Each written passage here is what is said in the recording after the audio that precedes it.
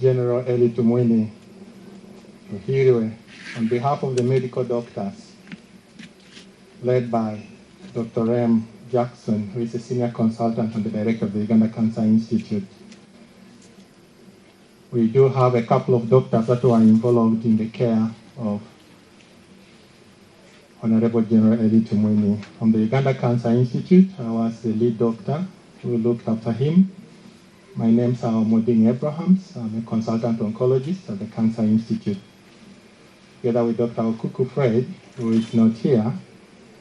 Others are Dr. Solomon Chibude, who is a radiation oncologist, Dr. Lutu Israel, a senior consultant radiation oncologist, Dr. Leta Joseph, who is a medical officer, who is right on my left, Isaac Muliowa, who was the oncology nurse, who time and again, together with me, looked after Honorable General Eli Tumwine.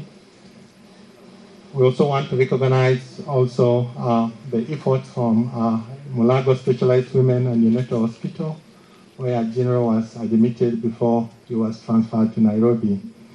We also had input from the Uganda Heart Institute, from Dr. Magino John, a senior consultant cardiothoracic surgeon. We also had a team from Mulago under the leadership of Dr. Rosemary Bianyima, especially the gastrointestinal surgeons who came in to help with the care of Honorable Eli Tumwine.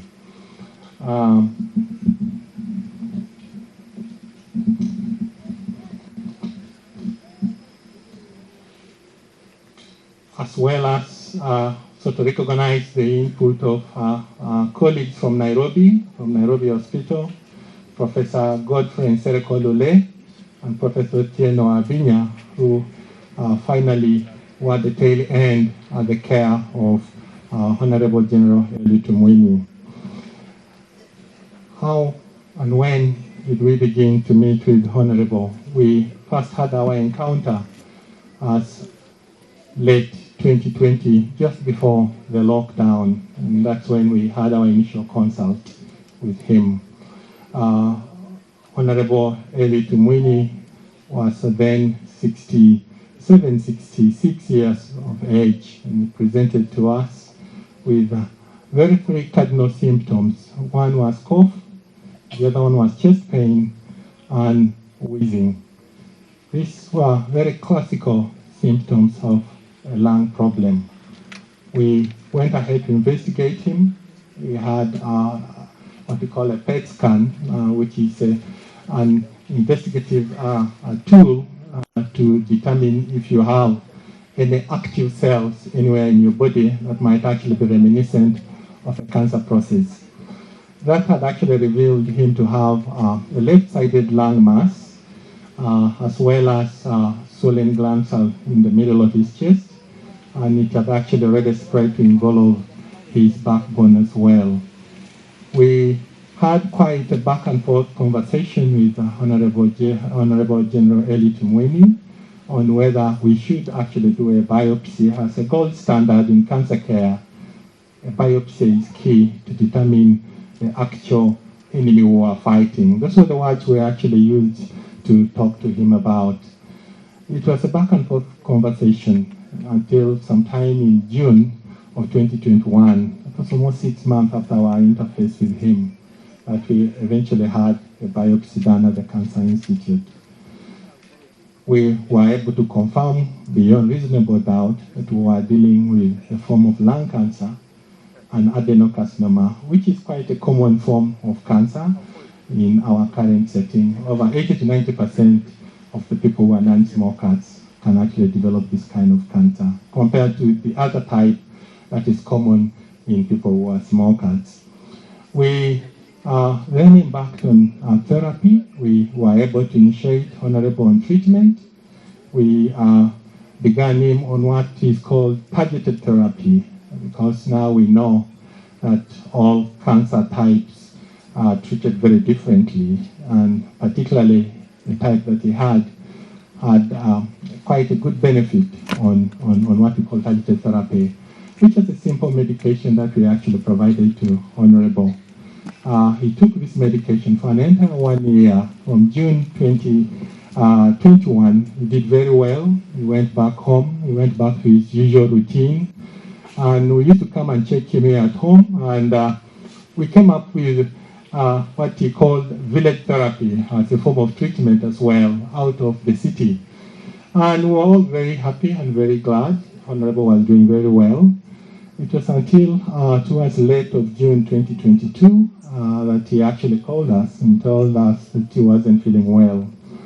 At this particular time, Honorable had complained of, progressive back pain and weakness of his lower limbs. We were very quick to actually have a quick imaging to evaluate whether we were dealing with progressive disease or not. We did a couple of scans and all seemed like stable disease, bearing in mind that we were already dealing with very advanced lung cancer because of his bone involvement.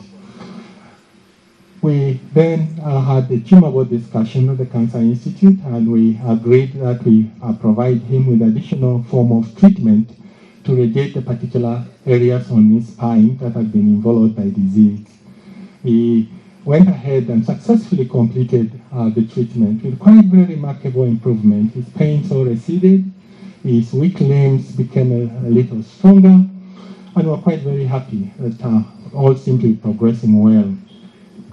It was until late July of this year, 2022, that I received a call from him again, and this time around he had developed some complications with passage of urine.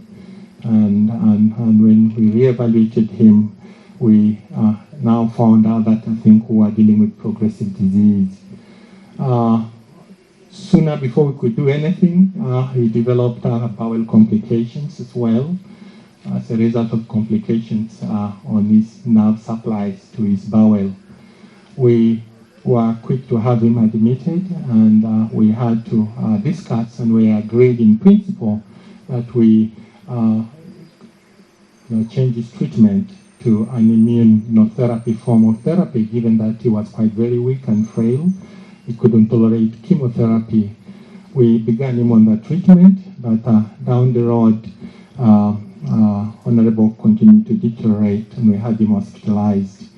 In the course of hospitalization, now the challenge was complications with his bowel movements. We called on the GI surgeons to come on board to help with the bowel complications, but we couldn't do much at that point of time. He developed more fluid accumulation in his abdomen and also in his lungs, despite our effort to provide immunotherapy. Following that, discussions were made to have him airlifted to Nairobi. He was received by Professor Nsereko Lule at Nairobi Hospital. They attempted to do as much as they could, but a couple of days, 2 days after his arrival in Nairobi, he developed what we call sepsis infection, kidney failure, and on the early morning of the 25th of August, he got a cardiac arrest and he could not be revived. That was the tough bit. We lost the battle to lung cancer, but as a team that has cared for Honorable, we learned very important lessons from him. He was a very, very patriotic man.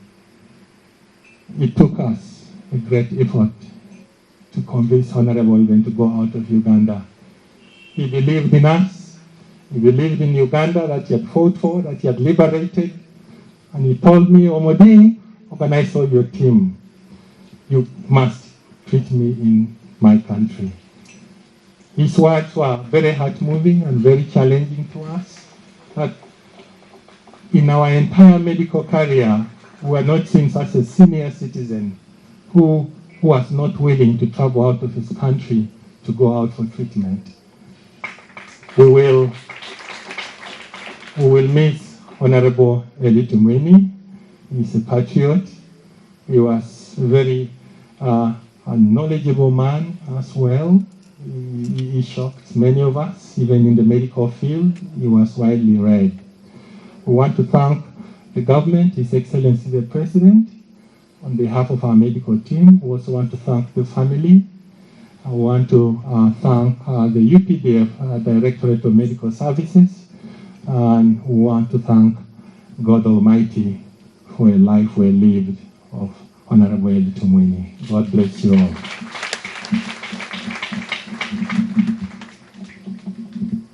Thank you so much, Doctor.